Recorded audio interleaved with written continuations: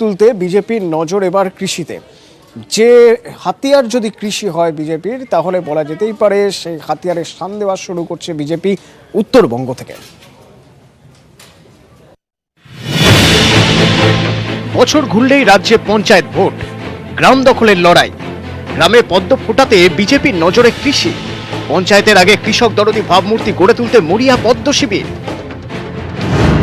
কেন্দ্রীয় নেতৃত্বের নির্দেশ, রাজ্যে কৃষক বঞ্চনার অভিযোগে আন্দোলনে ঝাঁপাতে হবে। সেই মতো এবার বিজেপির সর্বভারতীয় কিষাণ মোর্চার দুদিনের প্রশিক্ষণ শিবির হতে চলেছে এই রাজ্যে। সূত্রের খবর, বাংলায় কৃষক আত্মহত্যার অভিযোগ থেকে কৃষকদের বিভিন্ন দাবি দাওয়া নিয়ে কোন পথে আন্দোলন, তার রূপরেখা ঠিক হবে। সিঙ্গুর নন্দীগ্রামে কৃষক বঞ্চনার অভিযোগ নিয়েও আলোচনা হবে। নন্দীগ্রাম ও সিঙ্গুর একসময় জমি আন্দোলনের আঁতুর ঘর। রাজ্যে রাজনৈতিক পালাবদলের পিছনে গুরুত্বপূর্ণ ভূমিকা নেয় এই দুই জায়গার জমি আন্দোলন। 2011 সালে ক্ষমতায় আসে তৃণমূল। এবার সেই তৃণমূলকে টেক্কা দিতে বিজেপিও অস্ত্র করতে চাইছে কৃষক আন্দোলনকে।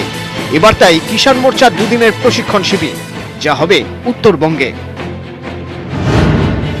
জলপাইগুড়ির লাটাগুড়ি রিসোর্টে বুধ ও বৃহস্পতিবার কিষাণ মোর্চার প্রশিক্ষণ শিবির। থাকবেন বাংলা সহ 6 রাজ্যের প্রথম শ্রেণীর কৃষক নেতা। সূত্রের খবর, প্রশিক্ষণ শিবিরে বিশেষ গুরুত্ব পাবে উত্তরবঙ্গ। 19 লোকসভা ভোট থেকে উত্তরে পদ্মের দাপট। উত্তরবঙ্গে 8টি লোকসভা আসন।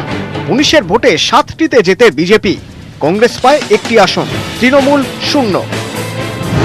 উত্তরবঙ্গের 54টি বিধানসভা আসনের মধ্যে 19 লোকসভা ভোটের ফলের নিরিখে 37টিতে এগিয়ে ছিল বিজেপি, তৃণমূল 13টিতে, কংগ্রেস 4টিতে।